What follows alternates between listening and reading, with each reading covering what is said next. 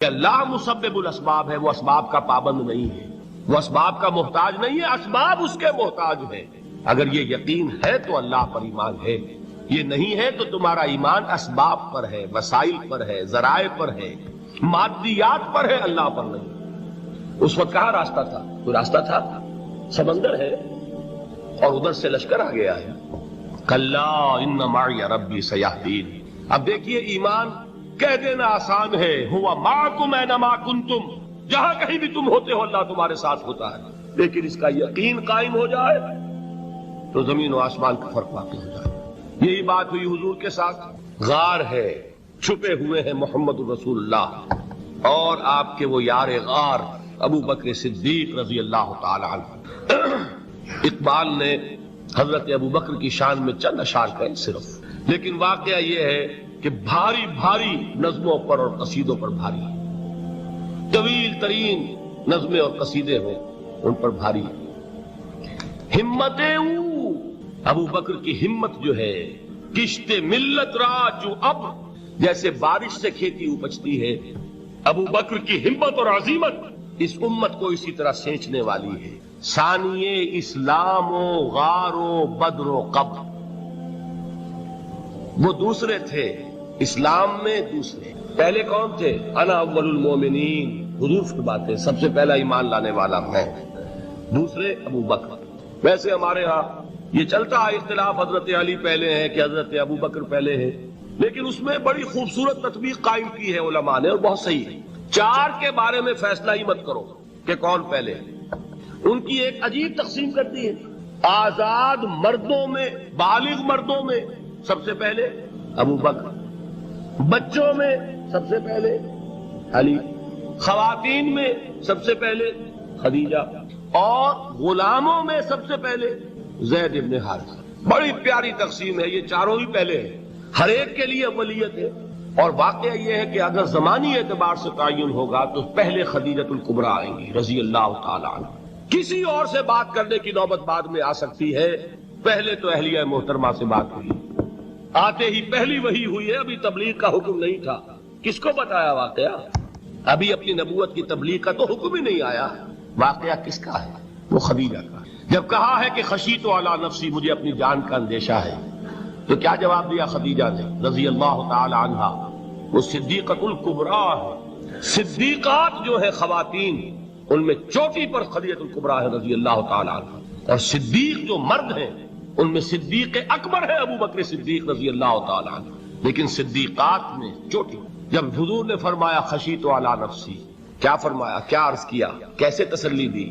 نہیں، اللہ آپ کو ضائع نہیں کرے گا، آپ غریبوں کے ہمدرد ہیں، آپ مساکین کے تکالیف رفع کرنے والے ہیں، آپ بیواؤں کی سرپرستی کرتے ہیں، آپ مسافروں کی خدمت کرتے ہیں، اللہ آپ کو ضائع نہیں کرے گا۔ یہ یقین ہے اس خاتون کے اندر۔ خیر وہ ایک علیحدہ بات ہو جائے گی۔ میرے دل پر حضرت خدیجہ رضی اللہ تعالیٰ عنہ کی شخصیت کا بڑا گہرا نقش ہے، جو وہ کوئی اور ہی وقت اور موقع ہوا تو بیان ہوگا۔ بہرحال اقبال نے ایک مصرے میں جو چار اولیتیں جمع کر دی ہیں، ہمتیں کشت امت را چو ابر، ثانی اسلام و غار و بدر و قبر۔ اسلام میں حضور کے بعد پہلے کون؟ ابو بکر۔ غار میں حضور کے ساتھ کون؟ ابو بکر۔ بدر کی رات اللہ کا رسول سر بسجود، وہ جھاڑ، وہ گھاس پھوس کی جو جھوپڑی بنائی گئی تھی، اور وہاں تلوار ننگی لے کر پہرا دینے والا کون؟ ابو بکر۔ اور اس حجرہ عائشہ میں محمد کے بعد سب سے پہلے دفن ہونے والا کون؟ ابو بکر رضی اللہ تعالی عنہ صلی اللہ علیہ وسلم۔ وہ جو معاملہ میں سنا رہا تھا غار ثور کا، حضرت ابو بکر بھی حضور کے خیال سے لرز گئے ہیں۔ آپ کو یاد ہوگا کہ جا کر پہلے تمام جتنے سوراخ تھے انہیں بند کیا، ایک سوراخ رہ گیا تھا جس کو بند کرنے کے لیے کوئی کپڑا نہیں تھا، وہاں اپنی ایڑی رکھی ہے، تب کہا ہے حضور سے تشریف لائیے، اور اپنے زانو پر حضور کو لٹایا ہے، اور وہاں کسی موذی جانور نے کاٹا ہے، حضور کی آنکھ لگ گئی تھی، اس وقت اس بل کے اندر جو بھی بچھو ہے کیا ہے واللہ عالم، اس نے کاٹا ہے۔ اس کی تکلیف کی وجہ سے ابو بکر کی آنکھوں سے آنسو ٹپک گئے، حضور کے چہرے مبارک پر پڑے ہیں، تو حضور جاگے ہیں، معاملہ کیا ہے؟ ایڑی نہیں ہٹائی وہاں سے، مبادا وہ جانور وہاں سے نکل کر محمد الرسول اللہ کو کوئی گزن پہنچا دے. ابو بکر کی ایڑی ہے، جس طرح چاہے کھا لے، ختم کر دے، جان نکل جائے تب کوئی آنچ آئے محمد پر تو آئے، لیکن جیتے جی نہیں. وہ ہے ابو بکر. حضور کے خیال سے اس وقت حضور نے پھر اپنا لعاب دہن لگایا ہے اور اس سے پھر آپ کی تکلیف ختم ہوئی. جیسے خیبر میں حضرت علی کی آنکھ دکھ رہی تھی، اس کو جو شفا حاصل ہوئی ہے وہ بھی حضور کے لعاب دہن سے ہوئی. تو بہرحال اس وقت انہوں نے کہا ہے کہ اے نبی یا رسول اللہ، اگر اس وقت ان میں سے کسی نے غیر ارادی طور پر بھی اپنے قدموں کی طرف جھانک لیا تو پکڑے جائے گا. کیا جواب تھا اللہ کے رسول کا؟ لا تحزن ان اللہ معنا. اللہ ہمارے ساتھ سے کیوں گھبراتے ہو ابو بکر؟ یہ ہے ایمان باللہ. میرا مالک اللہ، میرا رازق اللہ، میرا محافظ اللہ، میرا مددگار اللہ، میرا پشت پناہ اللہ، میرا دوست اللہ. یہ دوستی ہے اللہ کی جو لب لباب ہے، حاصل ہے ایمان کا. اسی کا نام ولایت ہے. اولیاء اللہ کے سروں پر سینگ نہیں ہوتے. جس کے دل میں ایمان راسخ ہو چکا ہو وہی اللہ کا ولی ہے. جسے اللہ پر یقین ہو چکا ہے وہی اللہ کا ولی ہے. جسے یقین ہے اللہ میرے ساتھ ہے، میرا مددگار، میرا پشت پناہ، میرا ساتھی، میرا دوست، میرا محبوب، میرا محب. اللہ اہل ایمان سے محبت کرتا ہے. واللہ یحب الصادقین. ان اللہ یحب الذین یقاتلون فی سبیلہ صفا کانہم بنیان مرصوص. اللہ محبت کرنے والا، اہل ایمان محبوب، اور اہل ایمان محبت کرنے والے اللہ محبوب. والذین آمنوا اشد حبا للہ. آپ تصور کیجئے جسے یہ رشتہ ایمان یا رشتہ ولایت حاصل ہو جائے، الا ان اولیاء اللہ لا خوف علیہم ولا هم یحزنون. آگاہ ہو جاؤ، اللہ کے دوستوں کے لیے نہ کوئی خوف ہے نہ کوئی حزن ہے. اور میں بیان کر چکا تھا خوف اور حزن کے خاتمے ہی کا نام امن ہے. زوال خوف، زوال حزن. یہ خوف اور حزن کیوں آتے ہیں بار بار؟ اللہ تخافوا ولا تحزنوا، دونوں آ گئے. الا ان اولیاء اللہ لا خوف علیہم ولا هم یحزنون، پھر وہی دو. وہ کیوں ہے؟ خوف ہوتا ہے کسی مستقبل کی بات کا، یہ نہ ہو جائے، وہ نہ ہو جائے، یہ نقصان نہ پہنچ جائے، یہ تکلیف نہ ہو، یہ غضب نہ آ جائے. خوف ہے مستقبل سے. حزن ہے یہ کیوں ہوا، یہ نہیں ہونا چاہیے تھا، یہ میرا فلاں چیز میرے ہاتھ سے جاتی رہی ہے، فلاں موقع نکل گیا، اب بیٹھے ہوئے ہیں اندر ہی اندر کڑ رہے ہیں، صدمہ ہے اور رنج ہے. اور جو اللہ پر ایمان رکھتا ہے وہ جانتا ہے ما اصاب من مصیبت فی الارض ولا فی انفسکم الا فی کتاب من قبل ان نبرأها ان ذلک علی اللہ یسیر لکہ لا تعصوا علی ما فاتکم ولا تفرحوا بما آتاکم واللہ لا یحب کل مختال فخور. اس زمین میں یا تمہاری جانوں میں کوئی تکلیف، کوئی مصیبت نہیں آ سکتی سوائے اس کے کہ جو اللہ نے لکھ دی ہو اس سے پہلے کہ وہ ظاہر ہو. جس کو یہ حقیقت معلوم ہو گئی اس کو یہ طرز عمل اختیار کرنا چاہیے. جو چیز چھن جائے، جاتی رہے، چھوٹ جائے، اس پر افسوس نہ کرو. کس نے چھینی؟ دوست نے. دوست کے فیصلے پر شکایت. دوستی کو بٹا لگا رہے ہو. سرے تسلیم خم ہے جو مزاج یار میں آئے. اگر دوستی ہے تو پھر تو تمہیں گردن جھکانی چاہیے کہ ہر چے ساقی ماریخت عین الطاف، جو بھی میرا ساقی میرے پیالے میں ڈال دے اس کا کرم ہے.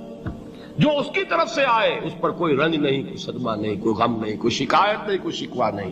اور جو ہوگا وہ اس کے اذن کے بغیر نہیں ہوگا، اور اس کا اذن ہوگا تو یقیناً میرے لیے خیر ہی خیر ہے. چاہے وہ ناگوار شے ہو، بظاہر مجھے اچھی نہ لگ رہی ہو، میری شارٹ سائٹڈنس میں مجھے وہ نظر آ رہی ہے کہ میرے لیے بری ہے، لیکن قرآن نے کہا ہے عسیٰ ان تکرہوا شیئا وہو خیر لکم وعسیٰ ان تحبوا شیئا وہو شر لکم واللہ یعلم وانتم لا تعلمون. ہو سکتا ہے تم کسی چیز کو ناپسند کرو درحال ہے کہ اسی میں تمہارا خیر ہو، اور ہو سکتا ہے تم کسی چیز کو پسند کرو درحال ہے کہ اس میں تمہارا شر ہو. اللہ جانتا ہے، تم نہیں جانتے. جب مجھے یہ بات معلوم ہو گئی میں نے اپنا معاملہ اللہ کے حوالے کیا. سپردم بے تو مایا خیش را تو دانی حساب کم و بیش را.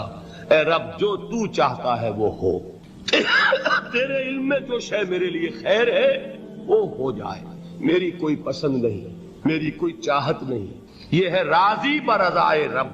اکبر الہآبادی نے اسے کہا ہے رضائے حق پہ راضی رہ. یہ حرف آرزو کیسا؟ خدا خالق، خدا مالک، خدا کا حکم تو کیسا؟ جب میں آ گیا بیچ میں، میری پسند، میری مرضی، میری خواہش، میری چاہت، یہی تو شرک ہے۔ ما شاء اللہ کان وما لم یشاء لم یکن، جو اللہ نے چاہا وہ ہوا، جو اس نے نہیں چاہا نہیں ہوا۔ اختیار اس کا ہے، میرا تو نہیں۔ رضائے حق پہ راضی رہے، یہ حرف آرزو کیسا؟ خدا خالق، خدا مالک، خدا کا حکم تو کیسا؟ اقبال نے اسے کہا ہے فارسی میں، اب آپ کہیں اس کا ترجمہ بھی کرو تو وہ مجھے ذرا اس وقت کچھ بہت ہی بدذوقی کسی بات نظر آئے گی۔ جائیے پوچھئے کسی سے جسے فارسی آتی ہو۔ برو کشید ز پیچا کے ہست و بود مرا، چوک دہا کے مقام رضا کشود مرا۔ مجھے تو تمام پیچ و خم سے نکال دیا اس مقام رضا نے، میں راضی برضائے رب ہوں، جو فیصلہ اس کا میں اس پر راضی ہوں۔ تو کہاں کا حزن اور کس کا خوف؟ یہی زوال حزن اور زوال خوف، یہی ہے امن، یہ نتیجہ ہے ایمان کا۔ تو جان لیجئے یہ ہے لب لباب، یہ ہے حاصل ایمان کا۔ یہ ہے تو ایمان ہے، یہ نہیں ہے تو ایمان نہیں۔ اب یہ نوٹ کر لیجئے، ہدایت و ضلالت اس دنیا میں جو مختلف حالتیں انسان پر طاری ہوتی ہیں، یا نعمتوں کی بارش ہو رہی ہے، یا تنگی ہے، فقر ہے، احتیاج، دنیاوی حیثیت ہے، وجاہت ہے، یا دنیا میں گمنامی ہے، کسنوی پرست کے بھیا کیستی، کوئی آپ کا حال ہی نہیں پوچھ رہا کہ تم ہو کون، تمہارے منہ میں کتنے دانت ہیں، یا یہ کہ دنیا میں اقتدار کی کسی مسند پر انسان بیٹھا ہے، یا یہ کہ کوئی اس کے ہاتھ میں اختیار نہیں۔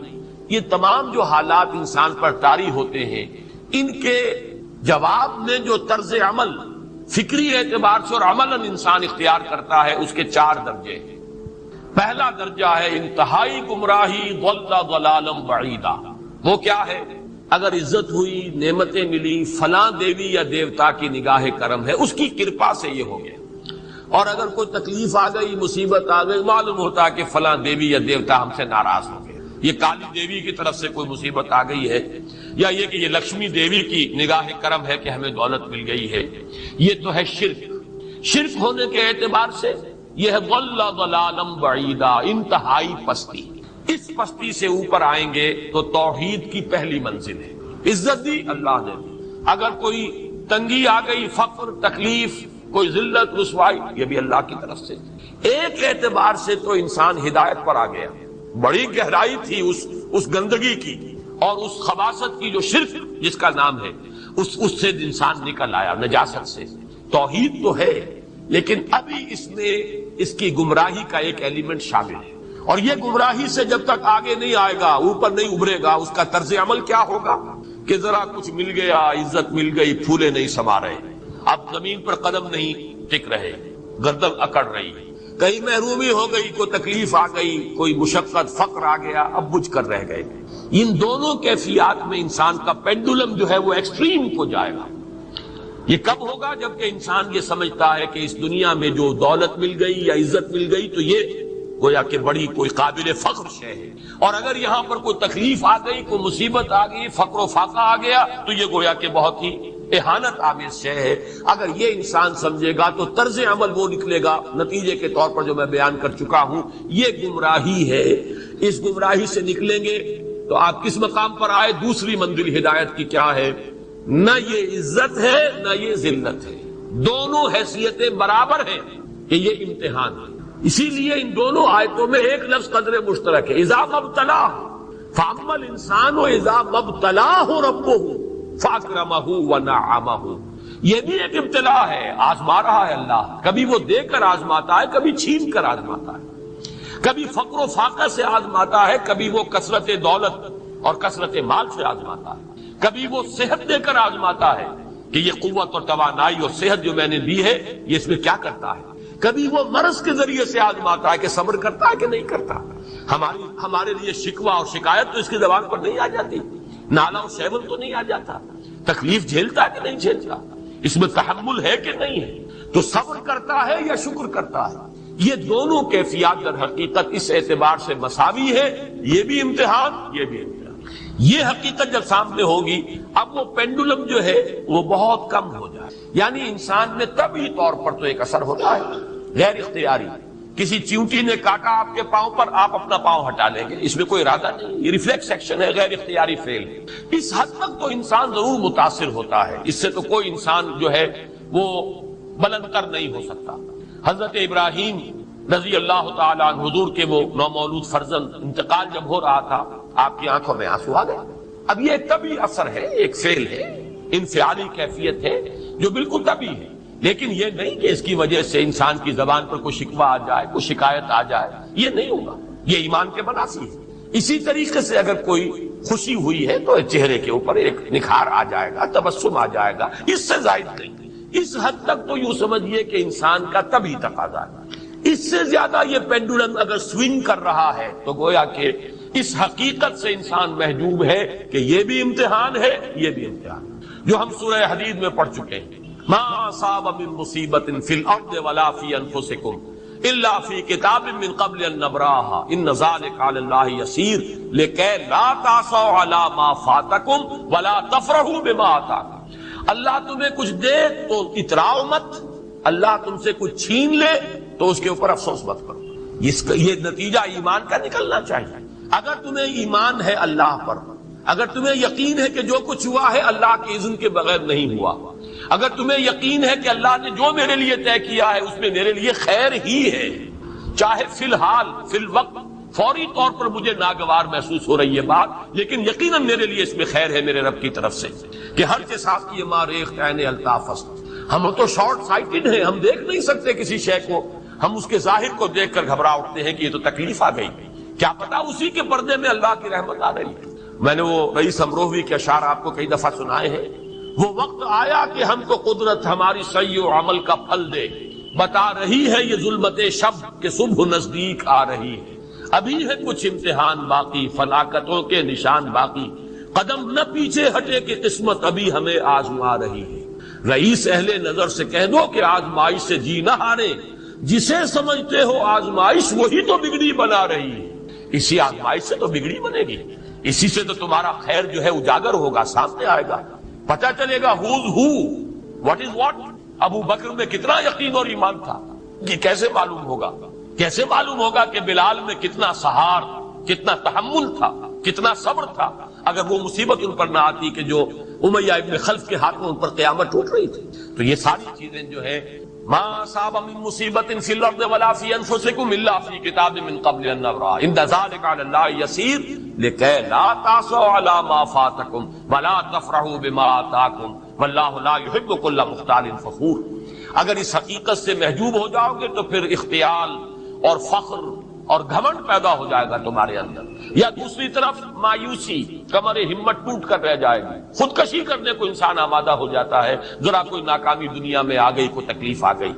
یہ ہے در حقیقت تیسری منزل، ہدایت کی دوسری سیڑھی۔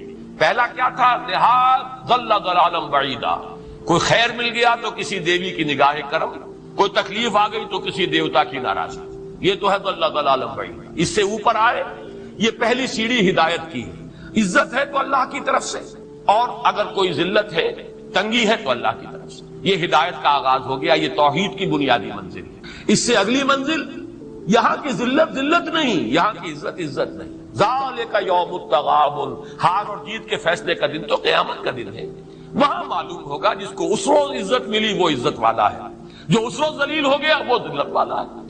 یہ تو امتحان ہے، دار الامتحان ہے، خلق الموت والحیات لیبلوکم ایکم احسن عملا، یہ تو دار الامتحان ہے، امتحان ہونے کے ناطے دونوں برابر ہیں۔ اس سے اوپر ہے ایک چوتھی منزل، ہدایت کی تیسری منزل۔ وہ کیا ہے؟ عام طور پر انسان یہ سمجھتا ہے کہ یہ جو آزمائش ہے تنگی کی اور فقر و فاقہ کی، یہ سخت تر آزمائش ہے، اور نعمتوں کی بارش ہو تو یہ آسان آزمائش ہے۔ یہ بھی ابھی گمراہی کا ایک پرت جو ہے اس کی باقی ہے۔ ابھی ہدایت کا جو کامل جو ہوگا انکشاف وہ کب ہوگا؟ جب انسان اس حقیقت کو جان لے کہ جہاں وسعت ہو، جہاں کثرت ہو، وہ زیادہ بڑا امتحان ہے، سخت امتحان ہے، بجائے اس کے کہ اگر قلت ہے، کمی ہے، یہ کم تر امتحان ہے، یہ کم بھاری امتحان ہے۔ کیوں؟ کہ اگر آپ کے پاس کثرت ہے آپ کے اندر غفلت پیدا ہو جائے گی۔ کثرت کا لازمی نتیجہ غفلت ہے، کہ تقدیر کے جو عام عقیدے میں ہم تقدیر کہتے ہیں. ایک پہلو ہے ما اصاب علی الانسان، جو کچھ انسان پر آتا ہے مصیبت، جیسے ابھی آیت میں نے پڑھی ما اصاب من مصیبت فی الارض ولا فی، ہم ہر وقت صدمے ہیں، کوئی تکلیف آ گئی، کوئی گئی، بیماری آ گئی، کوئی حادثہ، کوئی بچہ فوت ہو گیا، کوئی عزیز فوت ہو، حوادث. تو جو بھی کچھ پیش آتا ہے وہ علم خداوندی میں ہمیشہ سے تھا. یہی وجہ ہے کہ ایک اور حدیث ہے ابن الدیلمی، لمبی حدیث، لیکن اس کے اندر جو آخری ٹکڑا ہے وَتَعْلَمَ، یعنی انسان کے نجات کے لیے لازم کی یہ بات بھی تم جان لو، انما اصابک لم یکن لیخطئک وانما اخطأک لم یکن لیصیبک ولو مت علی غیر ھذا، اگر تم اس کے سوا کسی صورت پر ہوگے تو جہنم میں داخل ہو جاؤ گے، نہ دخل کر. یہ جان لو کہ جو چیز تم پر آئی وہ آنی ہی آنی تھی. دیکھیے ہوتا کیا ہے، کاش کہ میں اگر یوں کر لیتا تو یہی ایمان بالقدر. جو ہوا ہے وہ اللہ تعالیٰ کے ہاں تو پہلے سے طے تھا، ہونا ہی تھا، تمہاری کوئی تدبیر. کاش کہ میں اس وقت یہ لو، اسی لیے ایک حدیث میں الفاظ آئے ان کلمۃ لو تفتح عمل الشیطان، اس لو سے کاش، اس سے شیطانی عمل شروع ہو جاتا. کاش کہ یہ ہو جاتا، کاش میں یہ نہ کرتا، کاش کہ ہو جاتا. تعلم انما اصابک لم یکن لیخطئک، تو جان لے اس بات کو کہ جو چیز تم پر آئی ہے وہ ہرگز ٹلنے والی نہیں تھی. کوئی تدبیر تم کر لیتے، کوئی کسی وقت کوئی ہیلا کر لیتے، کوئی تم قدم اٹھا لیتے، کچھ بھی کر لیتے، وہ تو آنی ہی آنی. وما انما اخطاک، جو چیز تم سے چھوٹ گئی، رہ گئی، نہیں ملی. ایک ویکینسی ایڈورٹائز ہوئی تھی، آپ نے بھی درخواست دی، آپ کو نہیں ملی، اب آپ ہو کاش کہ میں نے فلاں سے سفارش کرا دی ہو، بس گئے. جو چیز چھوٹ گئی ہے چھوٹ جانی ہی تھی. اس میں قطعاً جو ہے کوئی شکل، کوئی تدبیر، کوئی سفارش کسی طرح کا کوئی بھی ہیلا، کوئی جو ہے اس میں کارگر تھا. لم یکن لیصیبک ومت علی غیر ذلک، اگر تو اس کے سوا کسی کیفیت پر تیری موت واقع ہوئی، اگر یہ یقین نہیں ہے، یہ ہے تقدیر کا وہ مفہوم اس کا تعلق ہے علامہ اصاب الانسان، جو انسان کے اوپر وارد ہو رہا ہے. کیا ہے کہ جو ہوا ہے وہ تو ہونا ہے، اس میں کسی شک کو اللہ تعالیٰ کا فیصلہ. البتہ در حقیقت ایک دوسرا پہلو ہے ما یفعل الانسان، وہ جو انسان کرتا ہے. یہاں آ کر یہ تقدیر کا مسئلہ بہت ٹیڑھا. آیا میرے اندر کوئی اختیار بھی ہے کہ do I have any free choice, یا ہر شخص پہلے سے طے ہے؟ تقدیر کا ایک عام مفہوم ہے اور اس بعض روایات میں تائید کرتی ہے ہر چیز پہلے سے. اور یہ جو حدیث ہم نے ابھی پڑھی یہ گویا کہ اس کی ایک مثال ہے کہ وہ جو لکھ دیا گیا تھا، فرشتے نے لکھ دیا تھا، رحم مادر میں لکھ دیا تھا، شقی و سعید، یہ بدبخت ہے یا سعادت مند. تو ایک شخص پوری عمر نیکی کے کام کرتا رہا، آخری وقت میں آ کر کوئی ایسا حادثہ پیش آ گیا کہ وہ اہل جہنم کے سے کام شروع کر دیا، یا ایک شخص ساری عمر جو ہے جہنمیوں کے سے کام کرتا رہا، آخری وقت میں آ کر کوئی ایسی توفیق میں کچھ ایسا معاملہ ہو گیا، توبہ کر لی، اس نے جو ہے اہل جنت میں سے اعمال شروع. تو یہ جو ہے علامہ اصابک کا علیحدہ بات ہے، اور علامہ یفعل الانسان، انسان کیا کرتا ہے اس قدرت کی. اور یہ ہمارے ہاں فلسفے کا بڑا مشکل ہے، اسی کا نام ہے جبر و قدر. ہمارے اسلاف میں بھی کچھ لوگ ایسے ہیں متکلمین میں. دیکھیے ہمارے ہاں ایک وہ لوگ ہیں کہ اس پر قناعت کرتے ہیں جو اللہ نے کہہ دیا اس سے آگے ہم نکالیں، وہ محفوظ راستے. لیکن بہرحال انسان کو اللہ نے ایک عقل،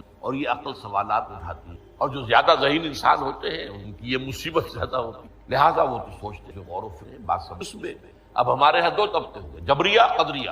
ایک نقطہ نظر یہ ہے کہ انسان مجبور محض، کوئی اختیار نہیں، اور ایک یہ ہے کہ انسان قادر مطلق ہے، جو چاہتا ہے اپنے فیصلے میں مختار مطلق ہے، تو فیصلہ کرتا ہے. انہیں قدریہ کیا، تو جبریہ اور قدریہ ان کے ہمارے ہیں. یہ وہی تقدیر کا مسئلہ کہا تھا، بحثوں میں آ کر الجھ جائے، آج تک حل نہیں ہوا، حل ہو سکتا ہی نہیں. اب اس کے ضمن میں علامہ اقبال کا ایک شعر آپ کو، وہ بہت اچھا لگتا ہے، بہت خوبصورت میں شعر ہونے کے. تقدیر کے پابند جمادات و نباتات، مومن صرف اللہ کے احکام کا پابند. اس میں انسان پابندی کی نہیں، وہ صرف پابند ہے اللہ کے احکام کا. نتیجے کے اعتبار سے تو جو یہ شعر کہہ رہا ہے جو بات وہ صحیح ہے، پابندی اصل احکام کا. لیکن یہ کہ تقدیر پابندی انسان بھی طرح آزاد ہے. یہ سمجھ لینا کہ یہ جمادات و نباتات ہی کا معاملہ ہے، یہ مبالغہ. ظاہر بات ہے کہ شاعر جو ہے، شاعر مبالغے سے بچ نہیں سکتا، چاہے وہ علامہ اقبال ہو کوئی بھی. اسی لیے سورہ شعراء کے اندر عام شعراء صفات بیان ہوئی، وہ آپ کے ذہن میں آ گئی. مبالغہ کرتے ہیں، فی کل واد انہم یقولون ما لا یفعلون،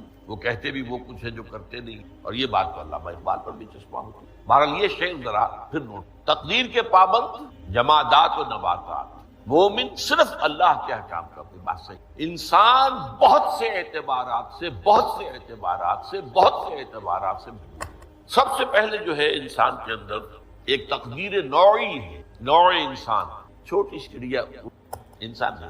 آپ نے ٹھیک ہے مشین ایجاد کر دی، جہاز ایجاد کر دیا، آپ دوڑ رہے ہیں 500 آدمی سینکڑوں من سامان لے کر جو ہے وہ جا رہا ہے، 747 یا 757 ہو، یہ کر لیا ٹھیک، خود نہیں ہو، اب کیا کریں گے آپ؟ یہ تقدیر نوعی، ہر اللہ نے ایک اندازہ بنا، اس اندازے ہی اس سے باہر نہیں جائے۔ پھر ایک تقدیر شخصی ہے۔ اب دیکھیے تقدیر شخصی کیا ہے؟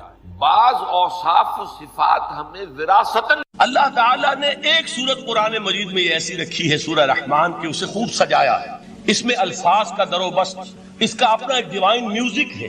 وہ تو اللہ تعالیٰ قراء جو ہے خاص طور پر مصر کے قراء، اللہ تعالیٰ ان پر رحمت نازل فرمائے، ان کی خطاؤں سے درگزر کرے۔ جس طرح قرآن کے انٹرنسک میوزک کو انہوں نے واضح کیا ہے، واقعہ یہ ہے کہ اگر یہ لوگ نہ ہوتے، شیخ عبد الباسط محمد عبد الصمد، شیخ محمود خلیل الحسنی، یہ لوگ کہ جنہوں نے قرآن کے اس غنا، میوزک، یہ لفظ جو ہے آپ حیران نہ ہو کہ میں یہ کوئی شاید توہین کر رہا ہوں قرآن کی، حضور نے یہ لفظ استعمال کیا ہے، تغنو، اس قرآن کو اچھی سے اچھی خوشلحانی کے ساتھ پڑھو، من لم یتغن بالقرآن فلیس منا، جو قرآن کو بہتر سے بہتر انداز میں، اچھی سے اچھی آواز میں، خوشلحانی کے ساتھ پڑھنے کی کوشش نہیں کرتا، وہ ہم میں سے نہیں۔ بلکہ ایک مرتبہ حضور رات کے وقت آپ گشت پر تھے اپنے ساتھیوں کے حالات معلوم کرنے کے لیے، حضرت ابو موسیٰ اشعری رضی اللہ تعالیٰ عنہ ایک صحابی ہیں، ان کے گھر کے پاس سے گزر ہوا، وہ رات کو تہجد پڑھ رہے تھے، کھڑے ہوئے کیف کے عالم میں قرآن تلاوت کر رہے ہیں، حضور کو بہت پسند آئی ان کی قرات، کافی دیر تک وہاں کھڑے سنتے رہے۔ اب انہیں کیا پتا کون سن رہا ہے، بالکل اسی طرح سمجھ لیجئے ایک بات یاد آئی ہے، حضور فرماتے ہیں کہ جس طرح کان لگا کر اللہ قرآن کو سنتا ہے کسی چیز کو نہیں سنتا، ہمیں نظر نہیں آتا نا، ہمیں معلوم نہیں، ہم قرآن پڑھ رہے ہیں تو سننے والا کون ہے؟ سب سے زیادہ کان لگا کر خود اللہ۔ یہاں اس لیے مجھے یاد آیا کہ ابو موسیٰ اشعری کو کیا پتا تھا کہ کون سن رہا ہے، وہ اپنی کیفیت میں نماز میں تہجد میں قرآن کی تلاوت کر رہے تھے، اور ظاہر بات ہے ان کے گھر ایکڑوں میں بنے ہوئے نہیں تھے، ایک ایک کمرہ، ایک ایک کوئی حجرہ، ایسے تو گھر تھے نا صحابہ کے، لہذا حضور پاس سے گزرے، آواز آئی، کافی دیر سنتے رہے، اس کے بعد آپ تشریف لے گئے، صبح فجر میں ملاقات ہوئی تو حضور نے تحسین کے انداز میں فرمایا، یا ابا موسیٰ انک قد اوتیت مزمارا من مزامیر آل داؤد، اے ابو موسیٰ تمہیں تو آل داؤد کے سازوں میں سے ایک ساز اللہ نے عطا فرما دیا۔ جس طرح حضرت داؤد، لہن داؤدی مشہور ہے کہ جب وہ پچھلے پہر رات کو حمد کے ترانے الاپتے تھے، قرآن میں ہے کہ پرندے شامل ہو جاتے تھے ساتھ، اور پہاڑ وجد میں آتے تھے، پہاڑ بھی ان کے ساتھ شریک ہوتے تھے، تو جس طرح کا اللہ نے ان کو لہن عطا فرمایا تھا، حضور نے تحسین کے انداز میں فرمایا ہے ابو موسیٰ اشعری، اللہ نے تمہیں بھی آل داؤد کے سازوں میں سے ایک ساز عطا فرمایا ہے۔ بہرحال قرآن مجید کا جو یہ میوزک ہے، قرآن کے الفاظ کا جو حسن ہے، جہاں تک حسن معنوی ہے وہ تو ہر لفظ میں ہے، لیکن یہ حسن ظاہری، حسن صوتی، حسن لفظی، یہ اپنے کلائمیکس پر آپ کو نظر آئے گا سورہ رحمان میں۔ لیکن قرآن میں یہ سورت اس اعتبار سے بھی ممتاز ہے، اس کی 4 آیات پر ذرا توجہ کریں گے، عجیب حقائق سامنے آئیں گے۔ جہاں یہ قرآن مجید کے حسن صوت اور حسن لفظی کی معراج ہے، وہیں اس کی پہلی 4 آیات میں 4 چوٹی کی چیزوں کا ذکر ہے، سب سے اونچی چیز ہے۔ پہلی آیت کیا ہے؟ الرحمن، ایک آیت ہو گئی۔ رحمان کیا ہے؟ اللہ کا نام ہے۔ کبھی آپ نے غور کیا اللہ کے ناموں میں سب سے پیارا نام کون سا ہوگا؟ رحمان۔ کیوں؟ اس کا مادہ کیا ہے؟ رحمت۔ ہمیں سب سے بڑھ کر جس چیز کی ضرورت ہے وہ کیا ہے؟ رحمت خداوندی۔ نام اچھی طرح سن لیجئے اس حضور کے قول کو۔ حضور فرماتے کوئی شخص جنت میں مجرد اپنے عمل کی بنیاد پر داخل نہیں ہو سکے گا جب تک کہ رحمت خداوندی دستگیری نہ کرے۔ کسی صحابی نے بڑی ہمت اور جرأت کا ثبوت دیا کہ پوچھ لیا، کیا حضور آپ بھی؟ جب آپ نے فرمایا کوئی شخص داخل نہیں ہو سکتا جنت میں محض اپنے عمل کی بنیاد پر جب تک کہ رحمت خداوندی جو ہے وہ دستگیری نہ فرمائے۔ پوچھا گیا کیا آپ بھی؟ آپ نے فرمایا ہاں میں بھی۔ آپ انداز کیجئے کہ اگر محمد الرسول اللہ بھی رحمت خداوندی کے ضرورت مند ہوں تو تاب دیگرا چے رسد، ہماری تو سب سے بڑی ضرورت رحمت خداوندی۔ اب یہ رحمت جو ہے قرآن مجید میں اللہ تعالیٰ کی یہ شان 2 الفاظ کے ذریعے سے آتی ہے، رحیم اور رحمان، اور کوئی مادہ نہیں ہے جس سے 2 نام بنتے ہوں اللہ کا، لیکن یہ مادہ ہے واحد رحمت کا کہ جس سے رحمان بھی ہے رحیم بھی ہے۔ رحیم صفت مشبہ ہے، رحمت دائم ہو جائے گی، مستقل ہوگی تو رحیم کہیں گے، اور رحمان اس میں رحمت کی ہے وہ شان ہے کہ جیسے ٹھاٹھے مارتا ہوا سمندر ہو، ہیجان کی کیفیت، طوفانی کیفیت، رحمت خداوندی کا طوفانی جوش وہ ہے رحمان. آپ تو رہتے اس علاقے میں ہیں، آپ کو معلوم ہے عرب اگر بھوکا مرا جا رہا ہو تو کیا کہے گا؟ انا جوعان. پیاسا مرا جا رہا ہو انا عطشان. بہت غضبناک ہوگا غضبان. غضبان آصفہ قرآن میں آیا، بہت غضبناک. رحمان جس کی رحمت جو ہے جوش میں ہے، ٹھاٹھے مارتے ہوئے سمندر کے مالک. تو یہ اللہ تعالیٰ کے ناموں میں سب سے پیارا نام. اب آگے چلیے. الرحمن علم القرآن، رحمان نے قرآن سکھایا. رحمت خداوندی کا سب سے بڑا مظہر، رحمان کی رحمانیت کا سب سے بڑا مظہر قرآن ہے. ان میں جو منطقی ربط ہے اس کو سمجھتے جائیے. اچھا آپ یہ سوچئے، جو علم بھی انسان کو حاصل ہوا وہ کس نے دیا؟ اللہ نے. سائنس کا علم کس نے دیا؟ اللہ نے. علم آدم الاسماء کلھا، وہ علم الاسماء جو حضرت آدم کو دے دیا گیا تھا ازل میں، یہ اسی کا ظہور ہے، یہ اسی کی ایکسفولیشن ہے جو ہو رہی ہے اور ہوتی رہے گی ابھی. اور دوسرے علم ہے وہ کس نے دیا؟ اللہ نے. لا یحیطون بشیء من علمہ الا بما شاء. مخلوق میں سے کوئی اللہ کے علم میں سے کسی شے کا احاطہ نہیں کر سکتا مگر وہ جتنا اللہ دینا چاہے. لیکن یہ کہ تمام علوم میں چوٹی کا علم قرآن. نوٹ کرتے جائیے، چوٹی کی چیزیں جمع کیجیے. اللہ کے ناموں میں چوٹی کا نام رحمان. اللہ نے جو کچھ انسان کو سکھایا اس میں چوٹی کا علم قرآن. خلق الانسان، انسان کو پیدا فرمایا.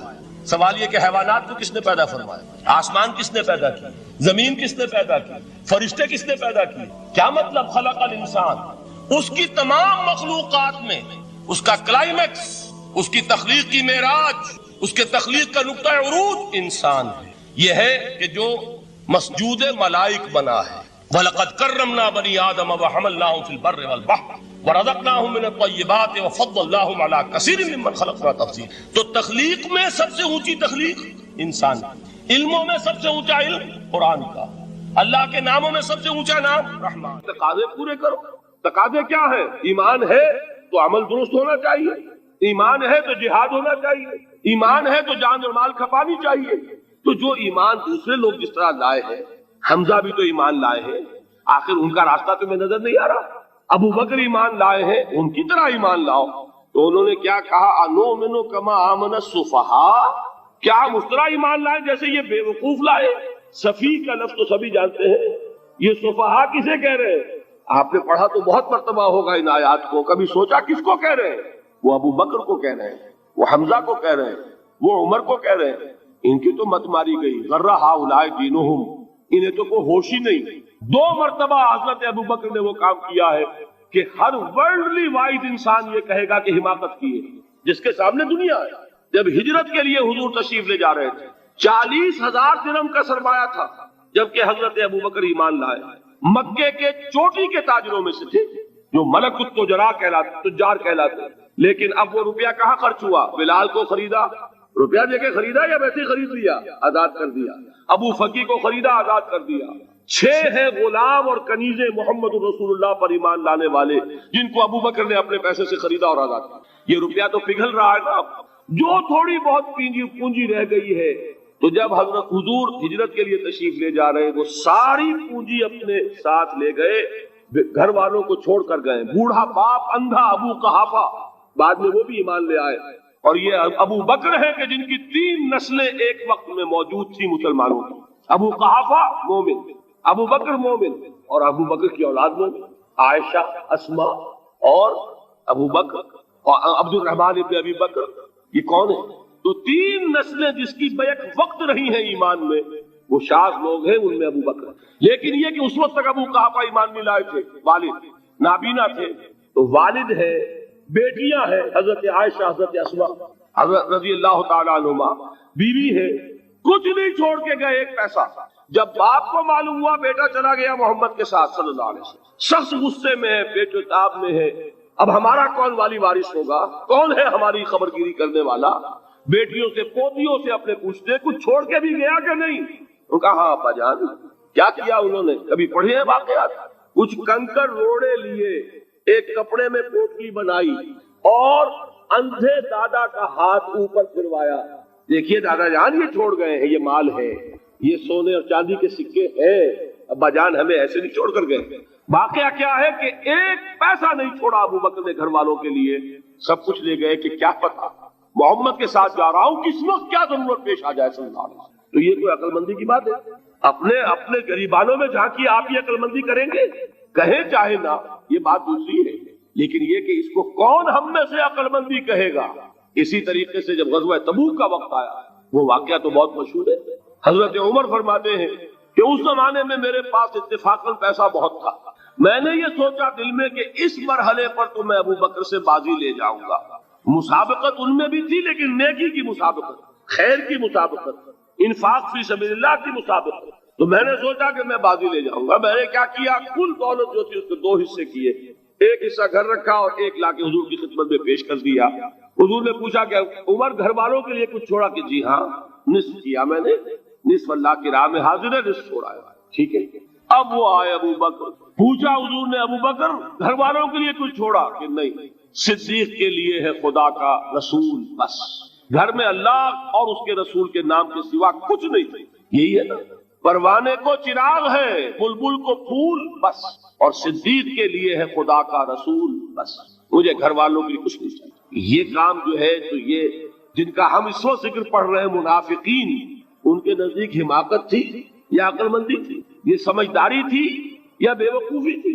वो है जो बात कह रहे हैं कि जब इनसे कहा जाता है ईमान लाओ भले लोगों की तरह जैसे दूसरे लोग ईमान लाए हैं, तो क्या कहते हैं, अनुमिनु कमा आमन सुफहा अला इन्नहुम हुमुस सुफहा वलाकिन ला यअलमून। आगाह हो जाओ, असल अहमक ये है, असल बेवकूफ ये है, इन्हें नहीं पता कि हकीकत क्या है, नफा क्या है, नुकसान क्या है। वो जो बात मैंने सूरतुल अस्र में बयान की थी, वल अस्र इन्नल इंसान लफी खुस्र इल्ला लल्लज़ीना आमनू व अमिलुस सालिहात व तवासौ बिल हक़ व तवासौ बिस सब्र। जिसके ज़हन और कल्ब पर ये सूरत कंदा हो जाएगी, उसके नजदीक अक्लमंदी ये है कि सब कुछ अल्लाह की राह में लगा दो। जिसके दिल में ये बात बैठी नहीं, उसके लिए अक्लमंदी ये है कि बचा बचा कर रखो, छुपा छुपा कर रखो, संभाल संभाल कर रखो। अक्लमंदी का उसमें तकाजा कुछ और, इसमें तकाजा कुछ और। लेकिन यहाँ भी फरमाया वलाकिन ला यअलमून, इन्हें अभी इल्म नहीं है इसका। इससे पहली आयत में भी फरमाया वलाकिन ला यशऊरून, इन्हें शऊर नहीं है।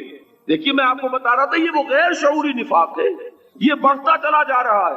पहले झूठा बहाना था, फिर झूठी कस्में हुई, फिर दुश्मनी हो गई सादिकुल ईमान, जो जान और माल लगा रहे हैं, निछावर कर रहे हैं, परवाना वार अल्लाह पर, अल्लाह के दीन के ऊपर निसार कर रहे हैं अपने आप को, उनसे अदावत, उनसे दुश्मनी, उनका बुग़्ज़, ये 3rd स्टेज तक पहुंच गए। अब भी वो अपने आप को मुनाफिक नहीं समझते, वो समझते अक्लमंद तो हमें, ये तो बेवकूफ है हम हैं। असल में भाई समझ के चलना चाहिए, तेल देखनी चाहिए, तेल की धार देखनी चाहिए, दाएं बाएं देखना चाहिए, हिफाजत का भी ख्याल होना चाहिए।